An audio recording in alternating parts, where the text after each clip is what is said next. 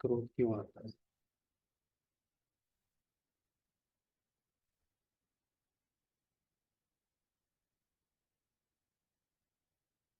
दूसरे की गलती की सजा खुद को देना।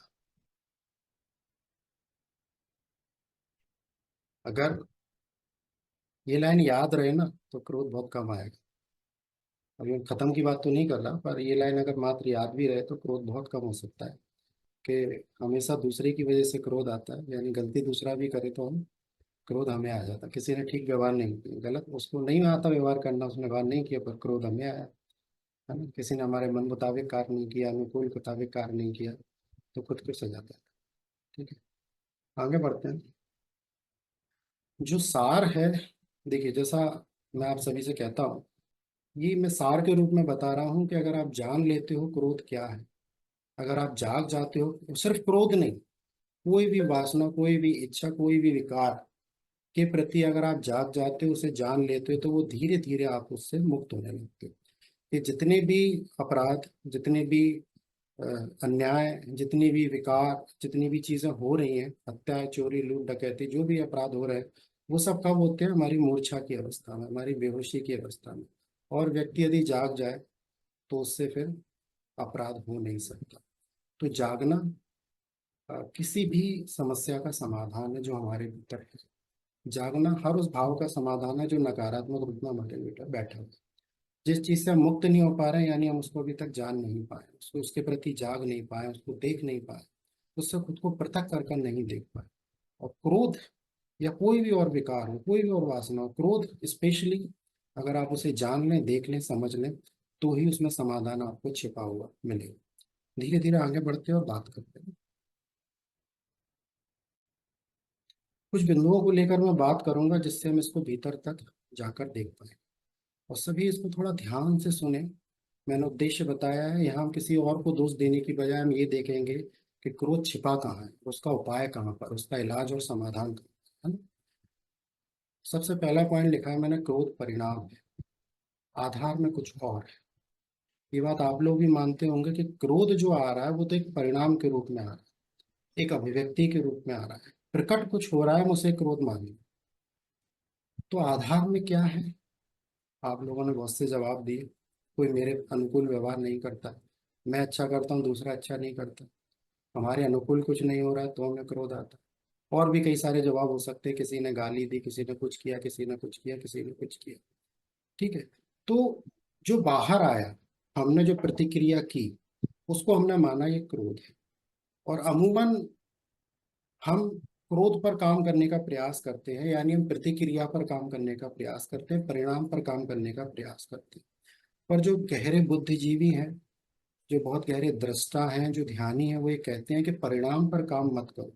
जैसे फूल खिल रहा है, फूल बहुत छोटा आया, बड़ा आना चाहिए, फल मीठा नहीं आया, बहुत छोटा आया, बड़ा आना चाहिए था, मीठा आना चाहिए था। तो हम पानी फूल पर डालेंगे, फल पर डालेंगे, या पेड़ की जड़ में जाकर पानी डालेंगे? है ना? तो जड़ में जाकर पानी डालेंगे हम निश्चित रूप से। कोई रो रहा है तो हम उससे मात्र ये कहें कि अपने आंसुओं को रोक लो, तो क्या काम पूरा हो जाएगा? आंसू किसी दुख का परिणाम है, किसी अस्वीकृति का परिणाम है, किसी भावना का परिणाम है। अंदर कुछ छिपा है, उसकी वजह से आंसू बाहर आए। ठीक वैसे ही क्रोध अंदर है, बाहर जो व्यक्त हो रहा है वो उसकी अभिव्यक्ति है। क्रोध किसी कारण की अभिव्यक्ति है। तो आधार में क्रोध की जो छिपा है, अगर उसे हम जान लेंगे तो अभिव्यक्ति स्वतः बंद हो जाएगी, प्रतिक्रिया स्वतः बंद हो जाएगी। उसको हम जान लेंगे, उसके प्रति हम जाग जाएंगे, उसको समझ लेंगे, तो जो प्रतिक्रिया हो रही है, जो परिणाम के रूप में बाहर दिखाई दे रहा है, वो स्वतः ही कम हो जाएगा, वो स्वतः ही बंद हो जाएगा। तो हमें जानना है कि क्रोध किस चीज का परिणाम है, किन किन कारणों से उठ रहा है ना? तो दूसरा पॉइंट पर आते हैं, हम उसके आधार पर धीरे धीरे बात करेंगे। दूसरा केवल माध्यम है। अक्सर हम क्या कहते हैं कि इसने मुझे गाली दी इसलिए क्रोध आया, इसने ऐसा किया इसलिए मुझे क्रोध आया, उसने वैसा किया इसलिए क्रोध आया, वो मेरी बात नहीं मानता इसलिए क्रोध आया, मेरे साथ ऐसा हुआ इसलिए, वो दूसरा व्यक्ति भी ना हो तो मेरे साथ ऐसा हुआ इसलिए मुझे क्रोध आया। तो क्रोध आया कहाँ से? कहाँ से आया? कोई बताएगा कहाँ से आया? कहाँ से उठा क्रोध? क्या दूसरे की वजह से, थोड़ा सा जाग कर देखें इस बात को, क्या दूसरे की वजह से क्रोध आ रहा है, या क्रोध हमारे अंदर है इसलिए आ रहा है? मेरे अंदर जो होगा वही तो बाहर आएगा। तो सबसे पहले जो हमारा केंद्र है, जिसे हम पकड़ रहे हैं, जिसे हम जिम्मेदार ठहरा, वहां से उंगली यहाँ आए, और ये हम जान लें कि दूसरा उस क्रोध को जगाने का माध्यम है, क्रोध का कारण नहीं। समझ में आ रही है मेरी बात सभी को? दूसरा उस क्रोध को जगाने का माध्यम है, दूसरा उस क्रोध को जगाने का कारण है, जगाने का, क्रोध को जन्म देने का नहीं। जन्म तो हमने दे रखा, क्रोध हमारे अंदर है, दूसरे ने मात्र जगाया, दूसरे ने उसे ऊर्जा दी, दूसरे ने हमारी अग्नि को हवा दी। है ना? जैसे एक उदाहरण मैं कभी अपने सत्र में शेयर कर चुका हूँ, या पोस्ट में शेयर कर चुका हूँ, कि हमारे अंदर बारूद है, हमारे पास बारूद है, दूसरे व्यक्ति ने एक अध जली सिगरेट हमारी तरफ फेंकी और वो बारूद फट गया। दूसरे व्यक्ति ने क्या किया? केवल उस बारूद को फटने का एक अवसर पैदा किया। बारूद तो हम ही लेकर बैठे। एक उदाहरण और कभी शेयर किया था, कि दूसरा मुझसे टकराया और मेरे प्याले में से चाय छलकी। मेरे प्याले से जो होगा वही छलकेगा, दूसरा तो मात्र टकराएगा, जो मेरे प्याले में होगा वही छलकेगा। तो मेरे प्याले में अगर चाय है तो चाय छलकेगी, जल है तो जल छलकेगा, दूध है तो दूध छलकेगा। मेरे अंतर्मन के पात्र में है वही बाहर आएगा। मेरे अंदर प्रेम होगा, करुणा होगी, दया होगी, तो वही बाहर आएगी। और क्रोध होगा तो क्रोध ही बाहर आएगा, है ना? तो ये सभी की बात हो रही है ना, इससे कोई अछूता नहीं है। तो दूसरा क्या है? हमारे क्रोध को जगाने का माध्यम, हमारे क्रोध को ऊपर उठाने का माध्यम, हमारे क्रोध को हवा देने का माध्यम। तो अगर इसके समाधान की तरफ, हम कारण और समाधान दोनों की साथ साथ बात कर रहे हैं, एक एक कारण को पकड़ रहे हैं, और उसके समाधान पर भी हम चर्चा करें। तो दूसरे ने क्या किया? मेरे अंदर जो अग्नि छिपी थी उसे हवा दी, और वो अग्नि बाहर आ गई। अगर मेरे अंदर अग्नि नहीं होगी तो उसमें हवा भी नहीं मिलेगी। ठीक है? तो दूसरा क्या बना? केवल माध्यम। अब संत पुरुष तो ये भी कहते हैं कि जिसे तुमने क्रोध के लिए दोषी ठहराया है, यानी दूसरे को, उसे तुम्हें धन्यवाद कहना चाहिए। क्यों? क्योंकि उसने तुम्हें अपने क्रोध को देखने का एक अवसर दिया। जरूरी नहीं हम ऐसा कर पाए, पर उसने बात कितनी बड़ी कही है किसी संत ने, कि उस व्यक्ति को धन्यवाद दो जो तुम्हारे अंदर क्रोध को जगा पाए, क्योंकि वो तुम्हारे क्रोध को तुम्हें दिखा पाया, तुम्हें तुम्हारे क्रोध का बोध करा पाया। बोध हुआ है, तुम जागे हुए हो, तो उस क्रोध पर काम भी कर सकते हो। और अगर कोई जगाएगा ही नहीं, कोई याद ही नहीं दिलाएगा, कोई बोध ही नहीं कराएगा, तो तुम कैसे देख पाओगे स्वयं के क्रोध को? इसलिए उस व्यक्ति को धन्यवाद दे दो जिसने तुम्हारे अंदर क्रोध जगाया। स्वयं को पकड़े, यानी जब हम दूसरे को पकड़ लेते हैं तो हमारा ध्यान स्वयं पर नहीं जाता। और ये जो पूरा सत्र हम कहते हैं वो स्वयं के जागरण का है, स्वयं के दृष्टिकोण परिवर्तन का है, स्वयं के नजरिए को बदलने का है। तो जब हमारा नजरिया दृष्टिकोण दूसरे से हटकर स्वयं पर आता है, तो आधा काम वही हो जाता है। जैसे ही आप उसे दोषी ना मानते हुए क्रोध के उठने के कारणों पर देखने लगते हो, तो आपका आधा काम वही हो जाता है, और आधा ही बाकी रह जाता है। आधी समस्या वही है जब तक केंद्र में दूसरा है, जब तक हमारी उंगली दूसरे की तरफ है, जब तक दोषी दूसरा है। ठीक है, घटना जो भी हुई, थोड़ी देर के लिए ये देखने का प्रयास करें कि ज्वालामुखी मेरे अंदर है, बारूद मेरे अंदर है, क्रोध मेरे अंदर है। दूसरा उसे जगा रहा है, दूसरा उसे उठा रहा है, दूसरा सहारा दे, दूसरा कारण बन रहा है। तो जैसे ही उस पर से ध्यान हटा, इस बात को याद करते हुए, और मेरा मेरे ही ऊपर ही ध्यान आया, तो आधा काम मेरा वहीं खत्म हो जाएगा। मेरा केंद्र मैं बन जाऊंगा। और अगर मेरा ध्यान मेरे ऊपर आया है, तो मैं उसे बदलने के लिए, मैं उसे कम करने के लिए, मैं उसे जानने के लिए प्रयास भी अवश्य करूंगा। किस बात पर आया, क्यों आया, आना चाहिए था या नहीं आना चाहिए था, क्या इसका कोई दूसरा विकल्प भी हो सकता है, या क्या मुझे अगली बार ऐसा करना चाहिए या नहीं चाहिए?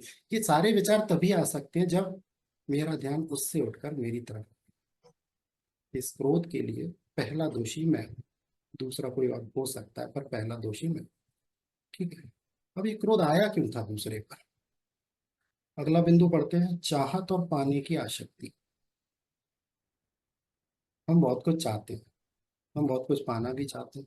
ये सारे जीवन की दौड़ हमारी कुछ चाहने और पाने की तरफ ही चल रही है। और जब भी इसमें कोई रुकावट बनता है, हमें क्रोध आता है। हमने पद चाहा, किसी की वजह से नहीं मिल पाया, किसी ने हमारी सुनी नहीं। हमने प्रमोशन चाहा, हमने धन चाहा, हमने लाभ चाहा, हमने तेज दौड़ना चाहा, हमने कुछ कहना चाहा, अब से अपनी बात मनवाना चाहा। और जैसे ही दूसरा उसमें रुकावट बना, जैसे ही हमारी पाने की यात्रा में कोई दूसरा रुकावट बना, तो हमें उस पर क्रोध आया।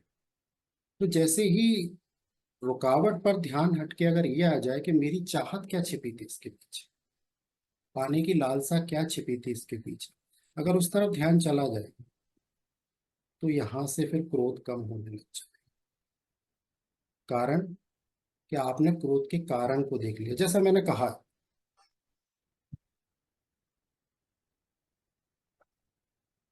जान लेना ही समाधान। ये सारे जानने के बिंदु चल रहा है ना।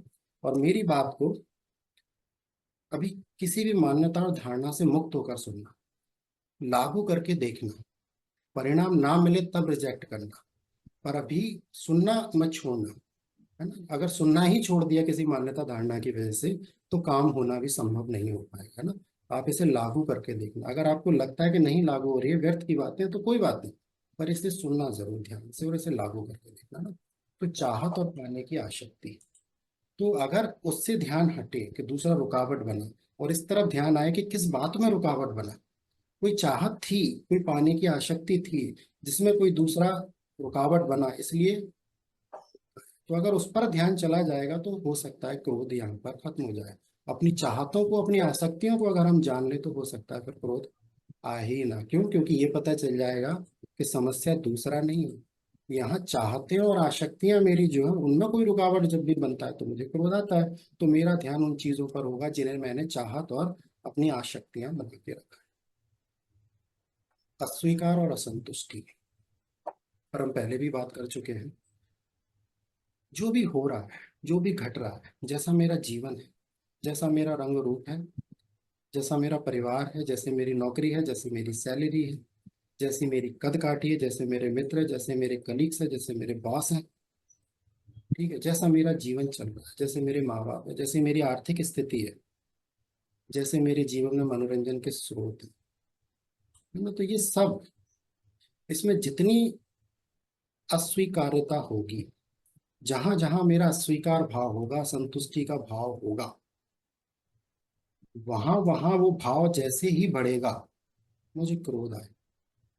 जैसे बॉस से मेरी बिल्कुल नहीं बनती, मेरे सीनियर से मेरी बिल्कुल बनती, मैं उसे बिल्कुल पसंद नहीं करता, स्वीकार है मेरा उसके प्रति, उसके प्रति मेरी एक असंतुष्टि हमेशा बनी रहती, तो वो जब भी कुछ कहेगा मुझसे, मुझे अंदर से क्रोध आएगा यार। भले ही मैं कुछ कह ना पाऊँ, अभिव्यक्त ना कर पाऊँ, पर मुझे क्रोध आएगा। क्यों? क्योंकि असंतुष्टि बनी हुई है, अस्वीकार बना हुआ।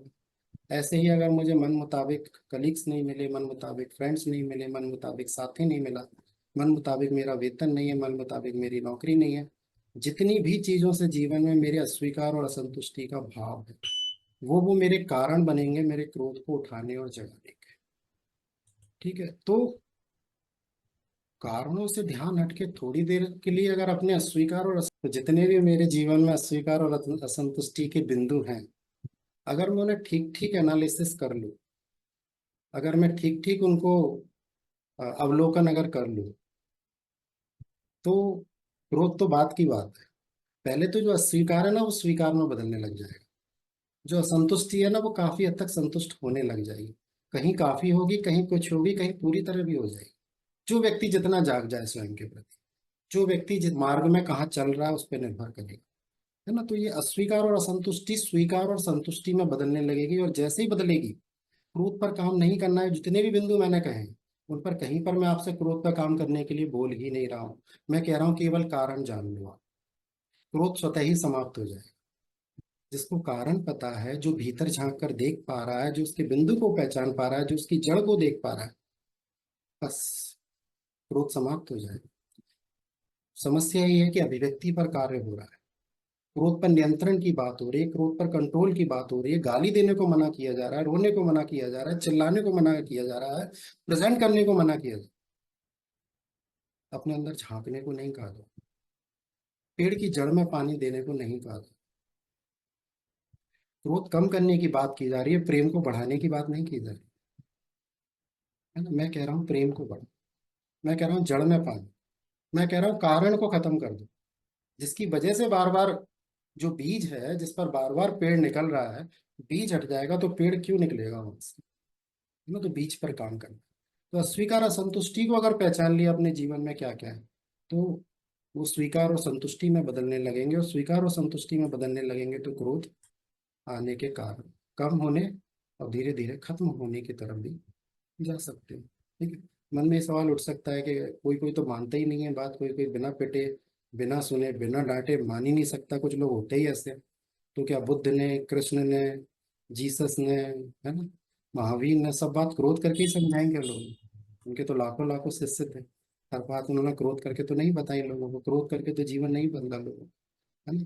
हर किसी ने ऐसा ही तो नहीं किया। तो ठीक है, हमारा एक ऐसा जीवन है जिसमें चैलेंजेस बहुत है, फिर भी असंभव कुछ भी नहीं है ना। इसलिए थोड़ा सा कोशिश करें कि अपने जीवन में अस्वीकार और असंतुष्टि को अगर क्रोध जहां जहां आ रहा है वहां वहां बैक करें, अपनी अपनी दृष्टि को वापस लेकर आए अपने अंदर, देखें कि क्रोध क्यों आया, इसके पीछे कौन सा भाव छिपा हुआ था, विरोध का।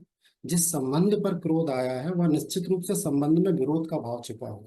अगर उस विरोध के भाव को देख लिया, है ना, तो दो परिणाम होंगे, या तो वो विरोध स्वीकार में बदलेगा, संतुष्टि में बदलेगा, या वो हमसे और दूर होगा, है ना। पर क्रोध का भाव खत्म होगा, क्रोध का भाव।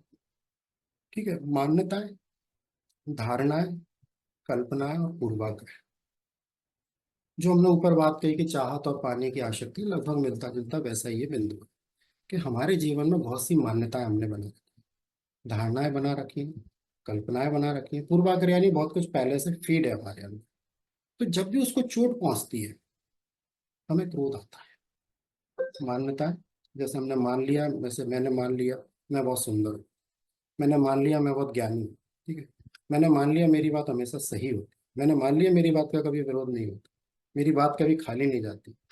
मैं इस पद पर हूँ, मैं उस पद पर हूँ, मैं घर का बड़ा हूँ, मैं सम्मानित हूँ, मेरी मेरे पास ये है, मेरे पास धन ज्यादा है, मुझे ज्यादा लोग जानते हैं, मेरे मेरे सामने ज्यादा लोग झुकते हैं। ऐसी जितनी भी मान्यताएं मैं अपने प्रति बना के रखता हूँ, जब जब जीवन में उसे चोट पहुंचेगी मुझे क्रोध आना स्वाभाविक है। तो करना क्या है? अगर मैं मान्यताओं धारणाओं से मुक्त होकर खुद को देखना शुरू कर दूं तो कुछ भी होगा सामने से चोट नहीं पहुंचेगी। मैं मानकर ये कि बैठूं कि मैं कुछ हूं, आत्मा तो सब में एक ही है ना। कपड़े सबने अलग अलग पहन लिए, वस्त्र सबने अलग अलग धारण कर लिए हैं, सबके आवरण और वेशभूषाएं अलग अलग है, अंदर से सब एक है। जैसा एक संत पुरुष कहता है कि अंदर से तो सब एक है, जो तुम हो वही मैं हूँ, वही ईश्वर तुम में विराजमान है, वही ईश्वर मुझ में विराजमान। चलो ये बहुत दूर की बात कर दी किसी संत ने, मैं बहुत करीब की बात कर रहा हूँ कि कोशिश करो हर मान्यता से दूर हो जाए, हर धारणा से दूर हो जाए, हर कल्पना से दूर हो जाए, हर पूर्वाग्रह से मुक्त हो जाए, है ना। हर सारे नहीं तो कुछ कुछ मुक्त होकर करने की कोशिश करें। फिर देखें कि वही चोट जो पहले पहुंचती थी क्या अब भी पहुंचती है ना। मैं रास्ते से जा रहा हूँ, कोई मुझे देखकर हंसने लगे, ऐसे करके हाथ दिखा दिखा के अगर हंसने लगे मेरे ऊपर, क्रोध आएगा ना। क्यों आएगा? क्योंकि मैंने अपने आप को कुछ मानकर सड़क पे चल रहा हूँ, वो कैसे हंस रहा है मेरे ऊपर, क्रोध आएगा उसके ऊपर। और मैं मान लूँ कि भाई ठीक है, मैंने तो कुछ मान्यता ही नहीं है, मेरी मान्यता ही नहीं है, और मैं ये भी जानता हूँ कि ऐसा कुछ है नहीं हंसने लायक मेरे अंदर, तो मुझे क्रोध क्यों आएगा? और फिर भी सामने वाला हंस रहा है तो हो सकता है मुझे उस पर दया है, उसके प्रति सहानुभूति का भाव जाग जाए कि बेचारा कैसा पागल है। चलो कोई बात नहीं, इसको इलाज की जरूरत है, उसको भूख भूख भूख लग रही होगी, उसे ऐसे कुछ किसी के साथ की जरूरत है, कुछ हो गया है इसे, है ना। तो ऐसा भाव आएगा, क्रोध का भाव तो नहीं आएगा। अगर मेरी मान्यता को चोट पहुंच रही है, किसी ने कुछ कह दिया, है ना, ऑफिस में किसी ने कुछ कह दिया और मैंने मान लिया कि मैं उसका सीनियर हूँ, मैं उससे मैच्योर हूँ, मैं उससे बड़े पद पर हूँ, मैं ज्यादा समझदार हूँ, तो मुझे चोट जरूर पहुंचेगी। और अगर ये मान्यता ना हो तो बात क्या कही वो बात का मुद्दा है, पर पहले उसकी बात को सुनने का प्रयास करूंगा तो क्यों कहा, कारण क्या था इसके पीछे। तो मान्यताएं, धारणाएं, कल्पनाएं जो मैंने मेरे प्रति बना रखी हैं, जो हर व्यक्ति ने अपने प्रति बना रखी हैं, जो पूर्वाग्रह समेट कर रखे हैं, अगर उनसे थोड़ा सा मुक्त होकर या उनसे पूरा मुक्त होकर अगर मैं स्वयं को एक व्यक्ति या मानव या आत्मा के रूप में देखकर अगर जीवन को जीना शुरू करूं तो बहुत से क्रोध के कारण मेरे जीवन से समाप्त हो जाए। अहंकार। क्रोध का सबसे मूल और बेसिक कारण अगर कहा जाए तो हमारा अहंकार है। क्रोध आता क्यों है, प्रतिक्रिया होती क्यों है, चोट लगती क्यों है, बुरा भला हम क्यों कह देते हैं बदले में किसी को, अंदर ही अंदर क्यों आग बबूला हो जाते हैं। क्योंकि हर बार मेरे अहंकार को चोट पहुंचती है। अहंकार सुनने में ऐसा लगता है कि मेरे अंदर अहंकार नहीं, मेरे अंदर अहंकार, मेरे अंदर बहुत कम अहंकार। पर अहंकार किस रूप में, कैसे आपके और मेरे अंदर बसा हुआ है, इसको देखना बहुत आसान काम नहीं है। और निरअहकार अवस्था को तो मोक्ष कहा गया है। यानी अगर अहंकार शून्य हम हो जाए फिर तो मोक्ष ही मिल जाता है। क्रोध तो बहुत छोटी चीज है, क्रोध से मुक्त होना तो बहुत छोटी चीज है। मात्र अहंकार शून्य अवस्था को मोक्ष कहा गया है ना। शून्य यानी जब बिल्कुल खत्म हो जाए मैं, बिल्कुल खत्म हो जाए मेरा, बिल्कुल खत्म हो जाए अहंकार, तो क्या होता है, फिर तो मोक्ष ही मिल जाता है। क्रोध तो बड़ी छोटी चीज है। तो अहंकार, जब जब मेरे अहंकार को चोट पे, जैसे मैंने भी इतने सारे उदाहरण दिए कि मैं ये हूँ, मैं वो हूँ, मैं ये हूँ, मैं वो हूँ, तो उसको जब जब चोट पहुंचेगी, चाहे हालात से, परिस्थिति से, घटना से या किसी दूसरे के द्वारा, तब तक मेरे अहंकार को चोट पहुंचेगी और उसकी प्रतिक्रिया में मुझे क्रोध आएगा ही आएगा। तो मैं अगर अपने अहंकार को एक बार तलाश लूं कि मैं ये प्रतिक्रिया क्यों कर रहा हूँ, मैं ऐसा जवाब क्यों दे रहा हूँ, मैं ऐसा क्यों बोल रहा हूँ, तो निश्चित है अहंकार जितना शून्य होने लगेगा, क्रोध भी उतना शून्य होने लगेगा। जब आग पर घी डाला ही नहीं जाएगा तो आग क्यों उठेगी। आग होगी ही नहीं तो घी अपना कैसे काम करेगा। आग जब तक जल रही है तब तक उसको हवा दी जा सकती है, तब तक उसमें घी डाला जा सकता है। आग ही नहीं होगी तो उसमें घी और हवा क्या काम करे। तो वो आग क्या है, अहंकार। मेरा अहंकार, मेरा अहम, मेरा मेरे मैं को चोट पहुंचती है हर बार। मेरे परिवार में भी कोई मुझे कुछ ऐसा कह देता है जो मेरी इच्छा के प्रतिकूल है, जो मैं एक्सपेक्ट नहीं करता, जो मैं सुनना नहीं चाहता, है ना। भले ही ज्यादा काम करने के लिए बोल दिया जाए, भले ही ऐसा काम करने के लिए बोल दिया जो मैं करता नहीं हूँ, जो मुझे पसंद नहीं, तो भी मुझे क्रोध आ जाता है, क्योंकि वो मेरे अहंकार को चोट पहुंच जाता है, मैं के भाव को चोट पहुंच जाता है। आप वो काम करें या ना करें वो मुद्दा नहीं है, पर आप भीतर छिपे उस भाव को तलाश पाए वो बड़ा मुद्दा है। यानी आप मात्र जानते रहो आपको करना क्या है, बात का मुद्दा है। पर स्थिर रह के अगर उस हमें उस भाव को देख पाओ तो बड़ी बात है ना। तो उस मार्ग पर पहले चलना। अभी क्रोध को दबाने की बात ही नहीं कर रहा मैं, पूरे सेशन में कहीं भी आपसे नहीं करूंगा कि आप चिल्लाओ नहीं, आप रो नहीं, आप बोलो नहीं, आप प्रतिक्रिया मत करो। मैं कहीं भी आपसे एक शब्द ऐसा नहीं कहूंगा आपको जो करना है करो। मैं तो सिर्फ आपसे कहूंगा कि जो करो देख कर करना, जो करो जाग कर करना, जो करो होश में करना।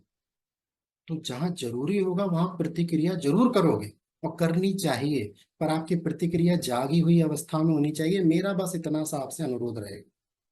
मैं कहीं आपको कुछ भी करने के लिए मना नहीं कहूंगा, और अंत में तो मैं ये भी कहूंगा ये सब करो, मगर किस परिस्थिति में वो मैं बताऊं। ठीक है। उसके बाद आते हैं अहंकार जैसे महत्वपूर्ण बिंदु के बाद आते हैं जिम्मेदारी और जस्टिफिकेशन। कि अक्सर जो जिम्मेदारी है ना वो दूसरे को दे दी जाती है क्रोध की, कि इसने क्रोध दिलाया इसलिए मुझे क्रोध आया, इसने गाली दी इसलिए क्रोध मुझे आया, ये तेज आवाज में बात किया इसलिए मुझे क्रोध आया, इसने तेज गाड़ी चलाई इसलिए मेरी गाड़ी में टक्कर लगी, इसने हॉर्न नहीं दिया इसलिए मेरी गाड़ी में टक्कर लगी, इसने मुझसे तू कह के बात की इसलिए मुझे क्रोध है। वजह दूसरा है। जिम्मेदारी दूसरे पर जब तक हम क्रोध की डालते रहेंगे हमारा क्रोध कभी भी समाप्त नहीं होगा। मैं ये नहीं कह रहा कि जिम्मेदारी आप लो किसी घटना की या किसी कर्म की। मैं कह रहा हूँ क्रोध उठा केवल उसकी जिम्मेदारी आप ले लो। जानबूझकर भी हो सकता है किसी ने हमारे साथ कुछ किया हो, कुछ ऐसी परिस्थितियां हो जो निश्चित रूप से हमारे अनुकूल नहीं हो, पर मैं ये नहीं कह रहा कि वो परिस्थिति की जिम्मेदारी आप ले लो, हॉर्न उसने तेज बजाया, मैं नहीं कह रहा आप ये जिम्मेदारी ले लो कि आपने हॉर्न तेज बजाया। मैं केवल इतना कह रहा हूँ आप मात्र ये जिम्मेदारी ले लो कि क्रोध मेरे अंदर से उठा, और क्रोध उठने का कारण मैं ही था, क्योंकि मेरे अंदर है तभी तो मेरे अंदर से उठ रहा है ना। दूसरे ने एक वजह दी, वजह का कारण दूसरा हो सकता है, वजह देने का कारण दूसरा हो सकता है, पर क्रोध मेरा ही है, पूर्ण जिम्मेदारी मेरी ही है ये। क्रोध की जिम्मेदारी मेरी, क्रोध उठाने की जिम्मेदारी मेरी दी, और क्रोध को खत्म करने की भी जिम्मेदारी फिर मेरी हो जाती है, क्योंकि मेरा क्रोध है, दूसरे का क्रोध नहीं है, मेरा क्रोध है। अगर मेरी क्रोध की मैं जिम्मेदारी लूंगा तो ये जिम्मेदारी एक दिन मैं निभाऊंगा भी, और उस क्रोध को खत्म भी एक दिन कर पाऊंगा। पर जब तक मैं क्रोध की जिम्मेदारी स्वयं पर नहीं लूंगा तब तक वो क्रोध समाप्त नहीं होगा। कोई भी घटना घटी, किसमें किसकी गलती थी नहीं थी जो भी है, वो सब बाहर की चीज है। पर अगर क्रोध आया है तो उसके लिए मैं स्वयं जिम्मेदार हूँ, उसके लिए कोई दूसरा जिम्मेदार नहीं है। दूसरा मेरे क्रोध को जन्म नहीं दे सकता, केवल उसे जगा सकता है जो मेरे पास है, जो मेरे अंदर है। उस बारूद को अग्नि दे सकता है जो बारूद मैंने इकट्ठा कर रखा है। उस चाय को छलका सकता है जो मेरे अंदर भरी हुई है। पर उसको जन्म मैंने ही दिया है, पाला मैंने ही, पोषण मैंने ही किया है। सामने वाले ने तो एक वजह दी, एक कारण दिया है उसे जगाने का। तो मैं जिम्मेदारी जिस दिन अपने ऊपर लेना शुरू करूंगा कि क्रोध उठा, लड़ाई हुई, झगड़ा हुआ, परेशानी हुई, मैं अंदर ही अंदर घुटा, मेरे अंदर अंदर जो भी हुआ उस सब का कारण मैं हूँ। क्योंकि क्रोध अगर मुझे कम करना है तो मेरे अंदर के क्रोध की जिम्मेदारी मेरी होनी चाहिए। हाँ, ये जरूर कह सकता हूँ कि उस परिस्थिति में क्रोध आया। अब संत तो कह रहे हैं कि उस परिस्थिति को धन्यवाद दो, उस व्यक्ति को धन्यवाद दो जो तुम्हारे अंदर तुम्हारे क्रोध को दिखा पा रहा है। और इसी से जुड़ा दूसरा पॉइंट है जस्टिफिकेशन, उत्तरदायित्व एक तरह से। तो क्या होता है, उनका कहना यह है, हमारे आध्यात्मिक गुरुओं का कहना यह है कि जब तक हम क्रोध की जिम्मेदारी दूसरों को देते रहेंगे, जब तक हम क्रोध को जस्टिफाई करते रहेंगे, क्रोध हमारे जीवन से कभी नहीं जाने वाला। जस्टिफिकेशन यानी अपने आप को ये समझा देना कि इस क्रोध का कारण मैं नहीं। जैसे मुझे क्रोध आया, बहुत तेज क्रोध आया, मैंने किसी को बुरा भरा भी कहा, पर अंत में मैंने ये कह दिया कि ये अगर मुझे गुस्सा नहीं दिलाता तो मुझे गुस्सा नहीं आता। मुझे गुस्सा आता ही नहीं, मैं किसी से गलत बोलता ही नहीं हूं, पर इसने गलत बोला इसलिए मैंने गलत बोला। जो पत्थर उसने फेंका वही पत्थर मैंने उसकी तरफ फेंक दिया, है ना, और अपने आप को मैंने बचा लिया, ये कह के कि ये क्रोध मेरा नहीं, ये इसकी वजह से। तो जस्टिफाई कर दिया मैंने अपने को। कभी कभी हम ये कह के जस्टिफाई कर दे, कोई गलत करता है तो मुझे क्रोध आता है। गलत किसी ने किया, गलती दूसरे ने की, सजा मैंने दी। ठीक है, अब अगर इस सजा को मुझे अपने ऊपर नहीं लेना तो मुझे किसी और को गलत कहना भी बंद करना पड़ेगा। मुझे कम से कम इस क्रोध की जिम्मेदारी तो लेनी पड़ेगी, कम से कम मुझे क्रोध को जस्टिफाई करना बंद करना पड़ेगा। मुझे सहज भाव से स्वीकार करना पड़ेगा कि ये क्रोध मेरी उत्पत्ति है, मेरा निर्माण है, मैंने इसको पाला है, मैंने इसको पोषण दिया है, मैंने ही इसे जन्म दिया है, मैंने ही इसे पाल पोस कर बड़ा किया। एक लाइन कही आपने सुनी होगी कि रावण को जलाने से पहले हम ही उसका निर्माण करते हैं। तो जो क्रोध रावण बना हुआ है उसका निर्माण भी पहले हमने ही किया था, तब उसे हम जला पाए थे। ठीक वैसे ही जब तक जस्टिफाई होता रहेगा क्रोध, जब तक आप उसकी जिम्मेदारी नहीं लोगे, तब तक आपके जीवन से क्रोध नहीं जा सकता, तब तक हमारे जीवन से क्रोध नहीं जा सकता, तब तक मेरे जीवन से क्रोध नहीं जा सकता। क्योंकि दूसरा मात्र जगाने वाला है। मैं जस्टिफाई करता रहूंगा तो मैं क्रोध भी करता रहूंगा, और उसके पश्चाताप या आत्मग्लानि से भाव से बचने के लिए उसे जस्टिफाई भी करता रहूं। कभी भी जाग कर उसे देख नहीं पाऊंगा क्योंकि मैं जिम्मेदारी लेना ही नहीं चाहता, मैं हर बार उसे जस्टिफाई करना चाहता। तो मुझे क्या करना होगा, उसके जस्टिफिकेशन से बचना। दूसरे को कुछ, किसी ने कुछ गलत किया है तो उसके उसकी सजा मिलनी चाहिए, अपराधी को अपराध की सजा मिलनी चाहिए। पर मुझे भी अपने क्रोध की जिम्मेदारी लेनी आनी चाहिए, मुझे जस्टिफिकेशन बंद करना चाहिए। इस जस्टिफिकेशन पर, जिम्मेदारी पर एक बचपन की कहानी याद आ रही है, सुनाता हूँ।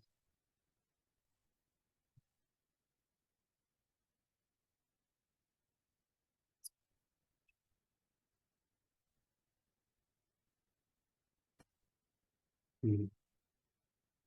बचपन में क्या होता था कि हम कहीं चलते चलते फिसल जाते थे ना, पानी आनी कुछ पड़ा रहता था, कुछ ऐसा पड़ा रहता था, तो घर के बड़े कहते थे देख कर नहीं चलता। और जब हमारे घर के बड़े कभी कभी फिसल जाते थे तो वो ये नहीं कहते थे कि मैं देख कर नहीं चलता, वो ये कहते थे यार पानी किसने डाला। ऐसा आप लोगों के साथ भी होता हो? जब कोई समझदार, जब कोई बड़ा व्यक्ति फिसल जाए तो वो कहता है यार पानी किसने डाला। और छोटा बच्चा फिसल जाए तो कहा जाता है कि तुम देख कर नहीं चलते, है ना। तो ये होता है जिम्मेदारी को दूसरों पर डाल देना।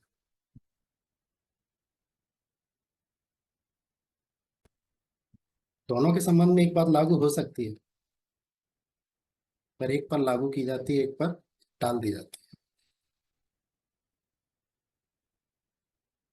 स्वयं की छवि या चित्र बड़ा महत्वपूर्ण पहलू है। स्वयं की छवि या चित्र। क्रोध के इतने सारे कारण हैं, कारण एक ही है, इसके रूप अलग अलग।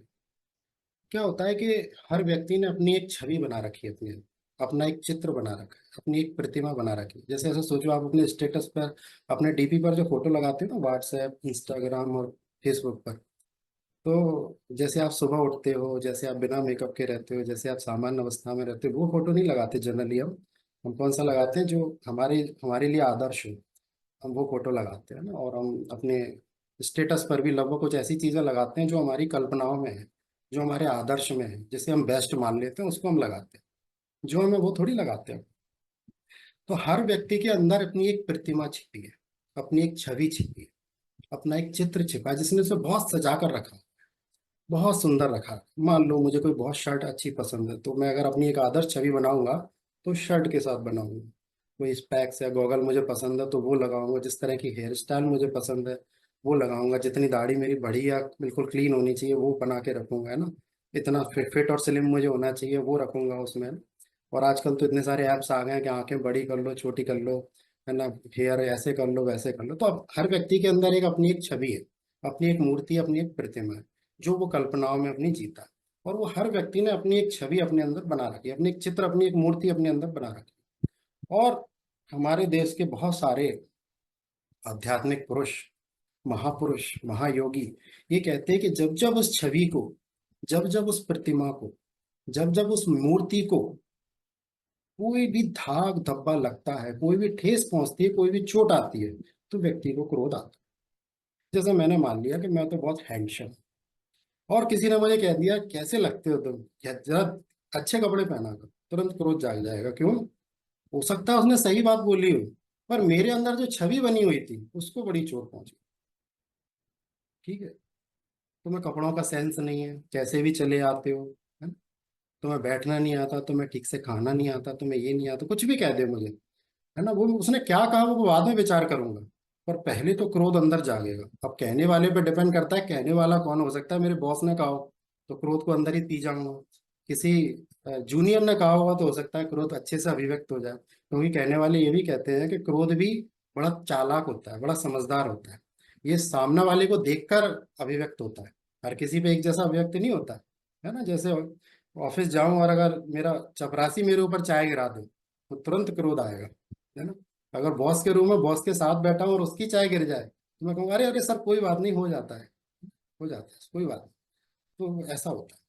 तो हर व्यक्ति ने अपनी एक छवि बना रखी है, अपनी एक प्रतिमा बना रखी है, जो बड़ी सुंदर है, बड़ी साफ है, बड़ी स्वच्छ है ना। सब कुछ अच्छा उसका परफेक्ट है। उस परफेक्शन पर जब भी कोई बिंदु आता है, जब भी कोई दाग धब्बा आता है, जब भी कोई चोट पहुंचती है तो हमें क्रोध आता है। एक व्यक्ति फोटो खिंचवाने के लिए फोटोग्राफर की दुकान पर गया, तो वहां बोर्ड लगा हुआ था कि आप जैसे हैं वैसा फोटो खींचने के 50 रुपए, और आप जैसा चाहते हैं वैसा फोटो खींचने के लिए 100 रुपए।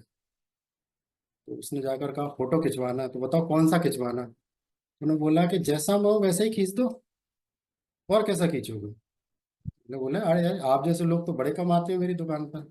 ज्यादातर व्यक्ति वो फोटो खिंचवाने चाहते हैं जैसा वो अपनी कल्पनाओं में सोचते हैं, जैसा वो दिखना चाहते हैं।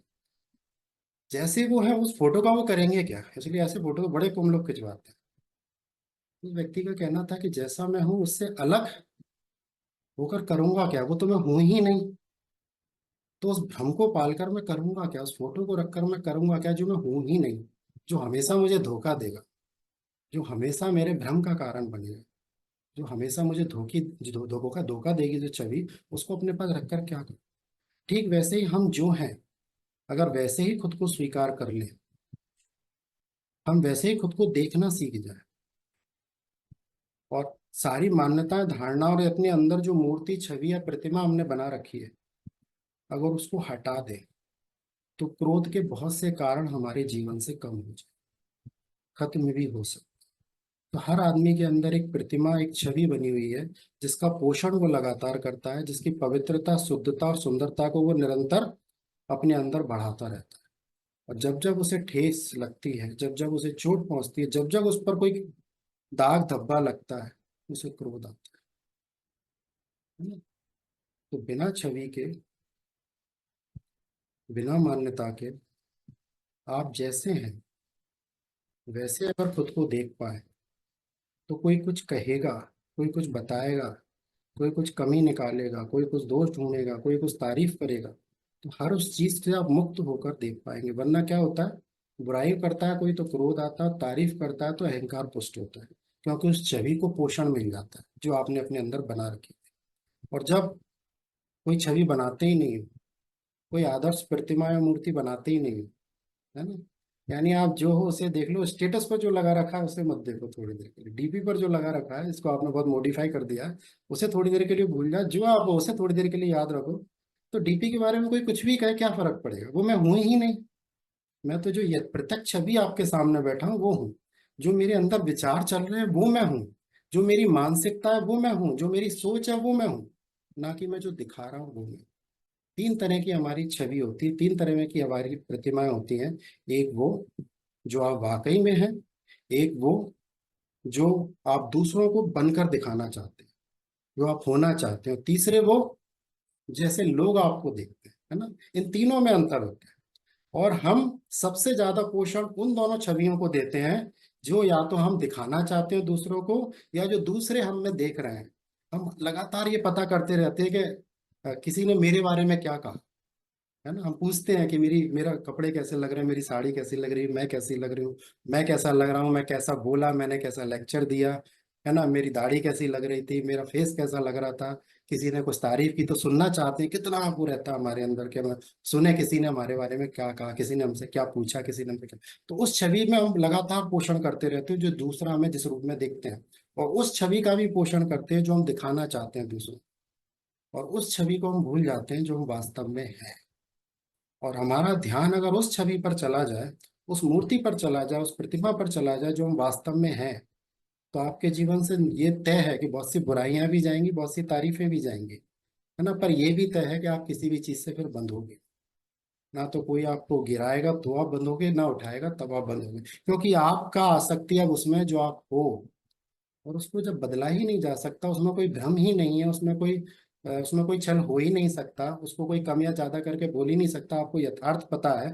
तो फिर क्रोधित होने का या उसके विपरीत जाने का, या उसको गलत या बुरा कहने का, या अपने आप को भ्रम में रखने का कोई भी कारण वहां नहीं बचे, है ना। तो स्वयं की छवि को देखने के आपने बना के क्या रखी और आप हो क्या, दोनों में जितना अंतर होगा परेशानी उतनी बढ़ जाएगी।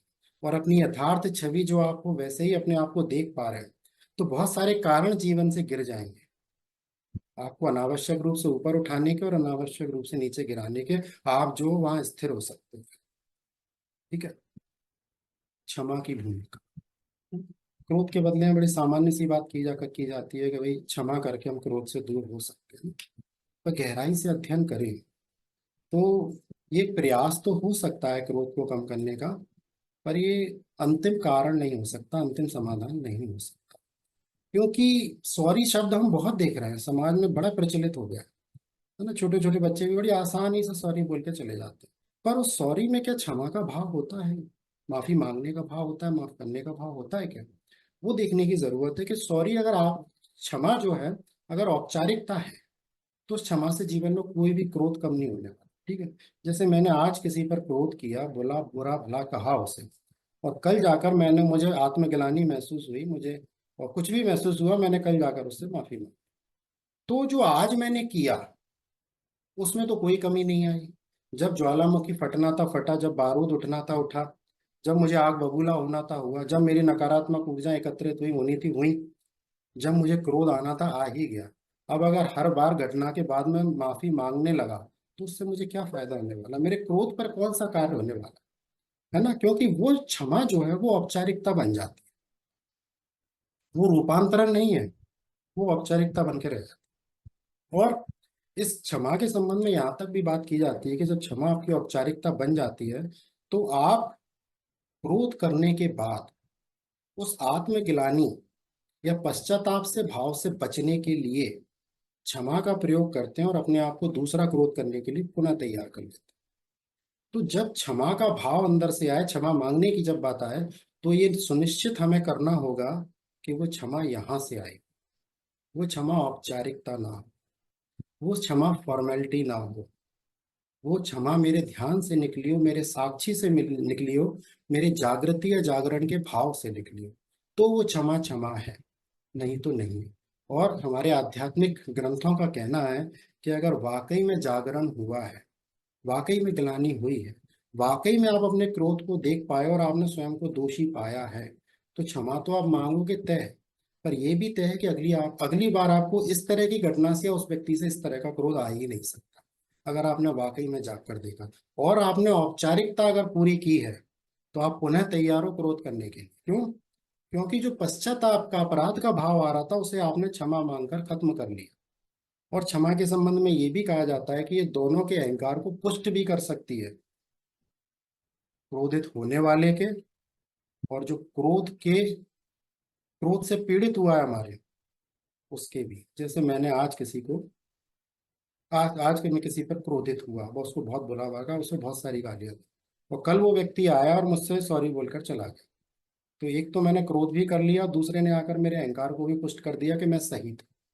ऐसे ही किसी ने मुझे कुछ कहा और मैंने जाकर उससे क्षमा मांग ली, या मैंने आज किसी को कुछ कहा और कल मैंने जाकर उससे क्षमा मांग ली, तो आज मैंने क्रोध करके क्रोध के विकार को भी अपने अंदर बढ़ा लिया, अपना काम भी कर लिया, और कल क्षमा मांगकर मैं उसके पश्चाताप से भी मुक्त हो गया।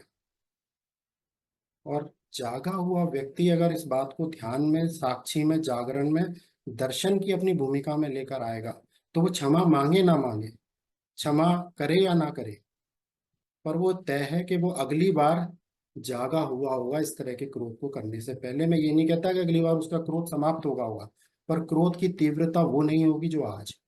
अगर वो जाग गया है तो पहली माफी अपने से मांगना, पहला प्रॉमिस अपने से करना है, दूसरा किसी और से, है ना? तो माफी मांगना, माफी करना, ये जरूरी है, पर ये औपचारिकता बस नहीं, ये हृदय से आनी चाहिए, ये अंदर से आनी चाहिए। केवल आपका शरीर ना झुके, ये बात आत्मा से उठनी चाहिए, ये आवाज अंदर से आनी चाहिए। तो क्षमा की वो भूमिका है ना? और क्षमा औपचारिकता ना बन जाए, क्षमा अहंकार का पोषण ना हो जाए, इस बात का हमें ध्यान रखना। और इतनी बात जो हो रही है, वो केवल इसलिए हो रही है कि हम कारणों को देख पाए, है ना? क्षमा भी मांग रहे हैं तो देख पाए, क्षमा कर रहे हैं तो देख पाए कि वास्तव में ये क्षमा बाहर से आई है या अंदर से आई है। तो इसके लिए, क्रोध से मुक्त होने के लिए, किसी भी और विकार से मुक्त होने के लिए, हमारा जो सूत्र है, सबसे पहला इस मंच पर जो सबसे बड़ा सूत्र मैंने दिया है, साक्षी। वो है साक्षी, स्वयं को देखना, दृष्टा भाव से, दर्शक के भाव से, स्वयं से अलग करके जागना, निरीक्षण करना, अवलोकन करने वाला, देखने वाला बन जाए, कर्ता को हटा देना, है ना? तो जब इतने सारे चीजों में जब आप स्वयं को देख पाएंगे, जब आप देखने वाले बन जाएंगे, यानी क्रोध कोई और कर रहा है, मैं ही क्रोध कर रहा हूँ, और जिस दिन मैं अपने को क्रोध करते हुए देख लूंगा, पहले ये होगा कि मैं क्रोध करने के बाद शायद अपने को देख पाऊँ, पर अगर मैं ठीक ठीक देखने वाला बना रहा, तो अगली बार जब क्रोध होगा उस वक्त भी मैं अपने आप को देख पाऊँ। या अभी मैं 1 घंटे बाद देख पाता हूँ, 2 घंटे बाद देख पाता हूँ, एक दिन बाद देख पाता हूँ, फिर मैं क्रोध के तुरंत बाद देख पाऊंगा, और फिर मैं जागा हुआ रहा तो क्रोध करते वक्त भी देख पाऊंगा, और मैं जागा हुआ रहा तो क्रोध करने से पहले मैं अपने आप को देख पाऊंगा। और जब मैं किसी भी घटना से पहले या हमेशा जागी हुई अवस्था में रह पाऊंगा, तो क्रोध आना संभव ही नहीं है, क्योंकि पिछली वीडियो वाली पोस्ट में मैंने कहा था कि जाग कर कोई भी क्रोध किया नहीं जा सकता। जितने भी क्रोध, अपराध, अहंकार, अत्याचार हो रहे हैं, वो सब मूर्छा की अवस्था में हो, वो सब सोई सोई अवस्था में होगा, वो सब बेहोशी की अवस्था में होगा। तो मुझे क्या करना है? अपने प्रति जागना, अपने विचारों के प्रति, अपनी वाणी के प्रति, अपने कृत्य के प्रति, और जितने भी भाव मेरे अंदर अस्वीकार, दूसरे के माध्यम से, मान्यताओं धारणाओं के माध्यम से, अहंकार के माध्यम से, जस्टिफिकेशन के माध्यम से, क्षमा के माध्यम से उठते हैं, उन सबको मैं भली भांति चेक कर पाऊं कि इनका वास्तविक कारण क्या है, तो क्रोध मेरे जीवन से समाप्त हो जाएगा। इस पर एक छोटी सी कहानी है जो आपने सुनी होगी, उसको रखता हूँ दोबारा से। कि एक शिष्य ने अपने गुरु से जाकर पूछा कि गुरु जी, क्रोध बहुत आता है, क्या करूं, कैसे कंट्रोल करूं क्रोध को, बहुत कुछ बुरा भला बोल देता हूँ, किसी किसी पर तो हाथ भी उठा देता हूँ। उसने कहा कि मैं एक पर्ची पर एक मंत्र लिख कर दे रहा हूँ, जब भी क्रोध आए इस पर्ची को जेब से निकालना और पढ़ लेना, क्रोध तुरंत चला जाए। उस पर्ची पर लिखा था कि मैं क्रोध कर रहा हूँ। तो जब जब उसे क्रोध आया, उसने जेब से पर्ची निकाली और मात्र पढ़ा कि मैं क्रोध कर रहा हूँ, उसका क्रोध आधा या पूरा समाप्त हो गया। कारण क्रोध की जिम्मेदारी मैंने ले ली, जस्टिफिकेशन खत्म, दूसरे को जिम्मेदार ठहराना खत्म, घटना का कारण खत्म, दूसरा खत्म, असंतुष्टि खत्म, अस्वीकार खत्म, मान्यता धारणा पूर्वाग्रह खत्म, अहंकार खत्म, छवि या चित्र खत्म, मेरी जिम्मेदारी, क्रोध मुझे आ रहा, मैंने जिम्मेदारी ले ली, बस आधा काम हो गया। तो मुझे क्रोध आ रहा है। और यही बात जब भी आपके जीवन में कोई घटना घटे, हमारे पिताजी भी बचपन से एक कहानी सुनाते हैं हमें कि जब भी क्रोध आए तो बस कैसे भी कोशिश करके 30 सेकंड के लिए अपने आप को वहां से अलग कर लेना उस घटना से, 30 सेकंड के लिए, और उसको टाल देना थोड़ी देर के लिए उस घटना। आपके 100 में से 50% केस में आपका जो घटना नकारात्मक रूप से घट सकती है वो घटेगी नहीं, है ना। और ऐसा ही वो गुरुजी ने कहा कि आप बस पर्ची निकाल के पढ़ लेना कि मुझे क्रोध आ रहा है, तो आपका क्रोध वहीं की वहीं समाप्त हो जाएगा, अगर मुझे आप श्रद्धा पूर्वक मानते हो तो। कि ये मैं नहीं बोल रहा हूँ, ये पर्ची नहीं बोल रही, गुरुजी ही बोल रहे हैं कि तुझे क्रोध आ रहा है। और जब गुरुजी बोल रहे हैं क्रोध आ रहा है तो मुझे तो स्वीकार करना है कि मुझे क्रोध आ रहा है। तो फिर दूसरा हट जाएगा, घटना हट जाएगी, कारण हट जाएगा। मेरा पहला कार्य मेरी चेतना पर होगा कि मुझे क्रोध आ रहा है जो नहीं आना चाहिए, और मेरा क्रोध खत्म होगा, मेरा क्रोध का कारण समाप्त होगा। और मैं ये नहीं कह रहा कि सिर्फ गुरुजी की बात मानो, हाँ इतनी जिम्मेदारी जरूर ले लो कि मुझे क्रोध आ रहा है, और फिर कारणों पर चले जाओ। जो कारणों तो पर चला जाएगा, जो साक्षी, साक्षी का मतलब क्या है, दृष्टा का मतलब क्या है, दर्शक का मतलब क्या है, कि वो देखेगा कि किस कारण से क्रोध आ रहा है, और कारण को देख लिया, जिम्मेदारी अगर ले ली, तो क्रोध को आपसे मुक्त करने में कोई भी चीज रुकावट नहीं बन सकती। आप बस जाग जाओ, आप बस जागे हुए हो, आप बस निरंतर देखने वाले बने, क्रोध आपको कभी नहीं आएगा। ये सारे कारण समझ में आ जाएंगे, कहाँ कहाँ क्यों क्यों क्रोध आता है, उसके कारण क्या है, फिर उन कारणों पर स्वतः ही कार्य होने लगे, है ना। और सारी जिंदगी में आपसे मत कहता रहूं कि गाली मत दो, चिल्लाओ मत, अपने आप को कंट्रोल कर लो, थोड़ी देर के लिए भाग जाओ, छिप जाओ, ये कर लो, तो उससे क्रोध आपका कभी खत्म नहीं होने वाला, जब तक आप जागेंगे नहीं अपने क्रोध के प्रति, जब तक आप उसका जस्टिफिकेशन बंद नहीं करेंगे, जब तक आप उसकी जिम्मेदारी नहीं लेंगे, क्रोध कभी भी समाप्त नहीं हो सकता। आपको निरीक्षक कर्ता बनना है, आपको एनालिसिस करना है, आपको देखना है, आपको जानना है, आपको उसे स्वीकार करना। स्वीकृति में ही क्रोध की निवृत्ति छिपी हुई है। और एक अंतिम लाइन, जिसे मैंने अपने लेख में भी पहले स्पष्ट किया था, कि क्रोध की ऊर्जा का विसर्जन और रूपांतरण कैसे करें। जैसे मैंने कहा था अभी थोड़ी देर पहले कि ये सब जो हम करते हैं ना, वो भी मैं करने को कहूँगा, पर परिस्थिति बदल जाएगी, है ना। क्या क्या करते हैं भाई, चिल्लाते हैं, रोते हैं, चीखते हैं, अजीब तरह की हरकतें करते हैं, अपने शरीर से अजीब अजीब तरह का कुछ भी करते हैं, बहुत तेज चीखते हैं, बहुत तेज कुछ ऐसा करते हैं जो हम अमूमन नहीं करते। मैं कहता हूँ ये सब करो, और ये सब करना आवश्यक है, पर किसी के सामने नहीं, किसी से बदला लेने के लिए नहीं, किसी के साथ हिंसा करने के लिए नहीं, अकेले में जाके करो। देखो बहुत सारे बुद्धिजीवियों ने, बहुत सारे वैज्ञानिकों ने, बहुत सारे बुद्ध पुरुषों ने कहा है कि जब क्रोध आता है तो हमारे शरीर में, हमारे अंदर शक्ति का एकत्रण होता है, संग्रहण होता है, ऊर्जा सारी एक जगह एकत्रित हो जाती है। और जब ये सारी ऊर्जा, जिसमें अग्नि है, क्रोध है, बल है, शक्ति है, जब एक जगह शरीर में एकत्रित होती हैं तो उससे कुछ ग्रंथियां विकसित होती हैं। और वो ग्रंथि को अगर रोक दिया जाए तो आपके आपके शरीर में, आपके अंदर कुछ ऐसी ग्रंथियां विकसित, उस क्रोध को अगर रोक दिया जाए, जिसकी वजह से ये ग्रंथियां बन सकती हैं, अगर उसको रोक दिया जाए तो कुछ ऐसी ग्रंथि विकसित हो जाएंगी जो आपके अंदर कुछ नकारात्मक परिणाम देंगी, और आपके अंदर कुछ बीमारियां एकत्रित करेंगी, कुछ बीमारियां इकट्ठी कर सकती हैं, है ना। जैसे लोगों के जीवन में डिप्रेशन है, और भी एंजाइटी है, और भी कई ऐसी चीजें जो विकसित हो जाती हैं धीरे धीरे। वो क्यों होती है? क्योंकि हमारा समाज जो सभ्य हो गया है ना, समाज सभ्य हो गया है, समाज संतुलित हो गया है, समाज संस्कारवान हो गया है। चीजें अंदर तो हैं और बढ़ रही हैं, पर बाहर उनका प्रेजेंटेशन काफी कम हो गया, बाहर उनकी प्रस्तुति काफी दबा दी गई है। हमें एक सभ्यता सिखा दी गई है, हमें एक आचरण सिखा दिया गया है, हमें भाषाएं सिखा दी गई हैं, जिसकी वजह से हम प्रदर्शन करने से बचने लगे। हम आजकल लड़ाई लड़ते हैं तो कोर्ट केस में लड़ते हैं, अंदर ही अंदर लड़ते हैं, पर बाहर उसका प्रदर्शन बहुत कम करते हैं, है ना। पहले तो क्या था कि कोई भी लड़ाई झगड़ा हुआ, मुंह पर एक दूसरे को जो बोलना है बोला और बात खत्म हो जाती थी। है ना। कभी कभी छोटी मोटी हिंसाएं, चाटा भी, ऐसे पिता ने पुत्र को चाटा मार दिया, माँ ने बेटी को चाटा मार दिया, कुछ भी कह दिया और बात वहां खत्म हो जाती थी, मन में रखकर नहीं चलते थे।